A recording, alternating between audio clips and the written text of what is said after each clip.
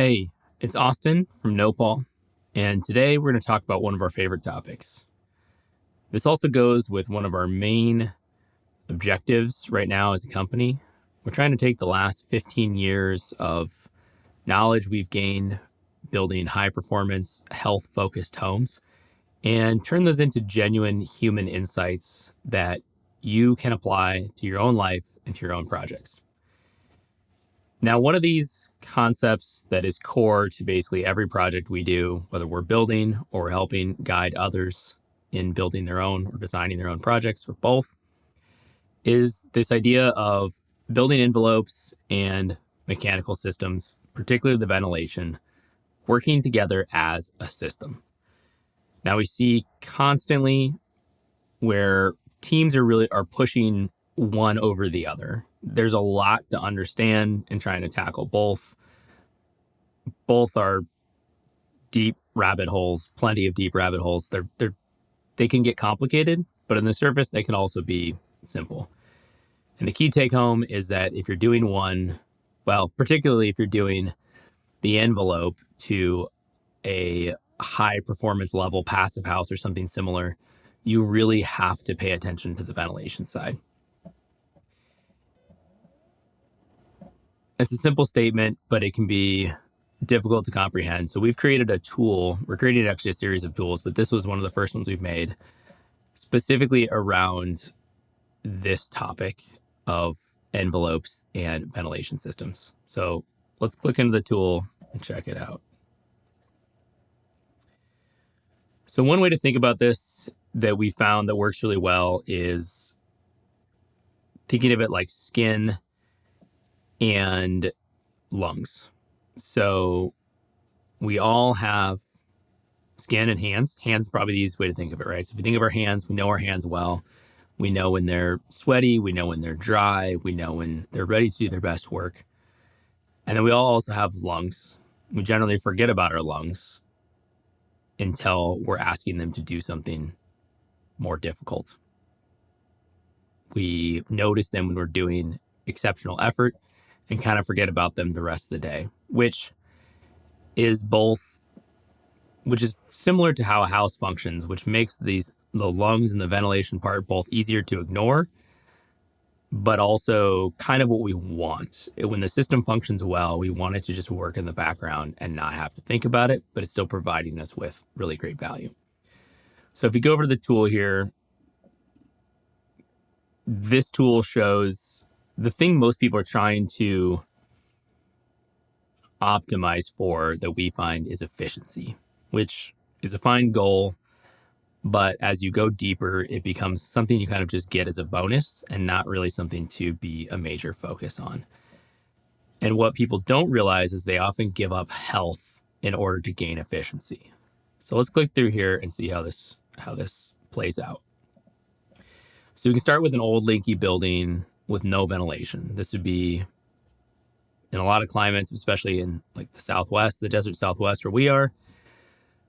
This is an old block building with no bath fans. You open a window when you take a shower for ventilation, and there is no ventilation in the house. So unsurprisingly, that's not a very efficient building because it's leaky. So it's leaking out all of your heating and cooling. It's not particularly a healthy building. However, there are a number of things you can do to help in this case. Opening windows. This would be like opening windows when you have some event that's making your air quality worse. You're cooking, burning toast, showering. So in the case of an old leaky building, opening windows takes effort, but it is beneficial towards your health. Further reduces your efficiency in most cases, but it is helpful health-wise. We could then add exhaust only, right? So this would be adding bath fans and a range hood potentially. Supply only is similar to exhaust only. We won't get super into a ton of details here. We see a lot more projects trying to add supply only ventilation to tighter buildings in an effort to solve the problem. And in almost all cases, it's an incremental benefit from exhaust only. The interesting thing we've learned recently is adding balanced ventilation to an old leaky building was assumed to not really do all that much. However, we just added a balanced ventilation ERV system to our own Lucas Johnson's house, and it's an old leaky building, and it has had a huge impact on their felt experience in the house, the air quality in the house, the health of being in the house, the recovery of people in the house. So we weren't really sure where that one was going to go, but we learned balanced ventilation is great even for old leaky buildings. And in that case, now actually opening your windows drops both your efficiency and the health of the people inside the building, also the building itself in a lot of situations. So what we find is that we move towards balanced ventilation, no matter the house, we no longer need to open windows actively when events happen to help us gain better air quality. So let's reset this. Let's go to a code house today. So code has pushed houses towards a pretty decent air tightness in a way that's starting to take on more risks, but not as many risks as a high performance building. We'll get there in a minute. So no ventilation in a code building, that's not really a thing because now you have to have ventilation, right? So exhaust only ventilation, you're kind of in this middle category here. The house is fine, right? Like it's not super healthy, but it's not really unhealthy to live in. The efficiency is better than the old leaky house, but not great. In this case, also going to supply only gains you that little bit extra benefit in health. It's particularly a building health situation, but also a little bit of a human health situation. Opening windows still has that same benefit, provided you're opening them at times you really need the extra ventilation. You burn some toast, open your windows. There is a benefit to air quality in the code house. And once again, balanced ventilation helps. Like it makes sense even in the code house. The balanced ventilation we find is just always the way to go. It is harder to retrofit into old buildings, especially a code building. Like the old leaky buildings are actually a little bit easier in some ways. A current code building that's sort of tight has started to push down a certain path. And sometimes that can be more difficult to retrofit the balanced ventilation than it is for the old leaky building.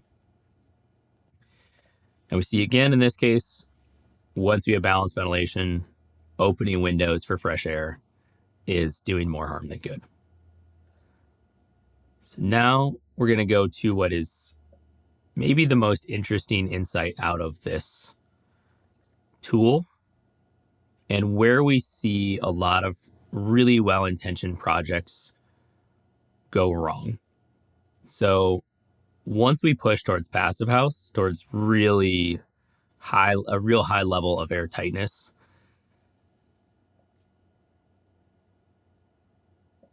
you've taken on a much higher level of risk in a lot of ways. We won't get into building health and mold growth right now, but just from a ventilation standpoint.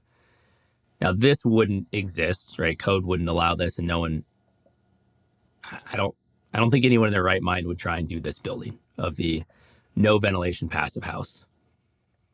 Even the exhaust only passive house, people have decided that's not a good idea, which is good. I'm glad we've made it that far.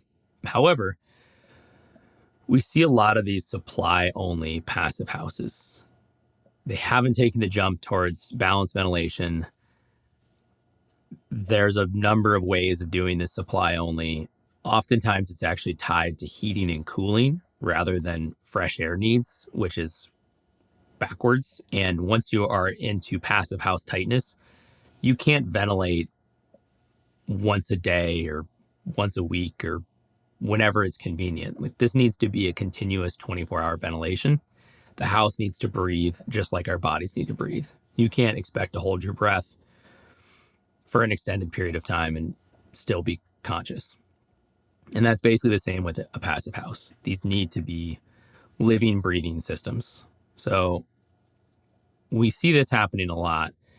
In this case, you can actually gain more health by opening the windows. And so this was, there was a generation of passive houses that were like this, that had a supplier exhaust only and required you, not like requested that you open windows, but required that you open windows on a regular basis. It takes a lot of effort and a lot of monitoring from the people who live in the house, but generally is possible.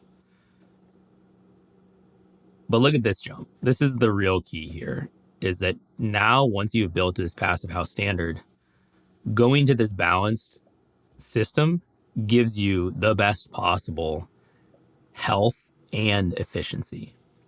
And it's not that difficult. Like, a balanced ventilation system does not need to be that complicated. And they go together really well. So once you're building to this passive house level air tightness, we need to be doing balanced ventilation systems. They don't need to be complicated. They don't need to be complicated.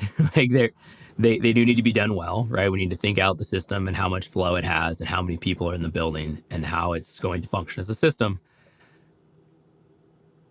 But once you do that, we now have really the best building possible from a human health, building health, and efficiency standard. So that's really basically all I have for today.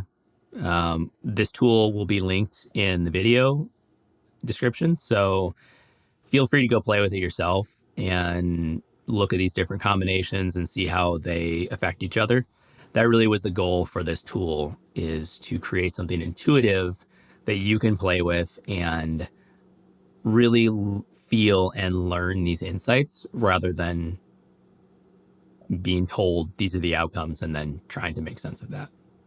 So click on the link, go check it out. And if you have more questions, please let us know. We'd love to talk about these. We'd love to talk about these topics. We'd love to help fill in gaps in knowledge and help people learn around building health and human health inside of our buildings. Until next time, stay curious.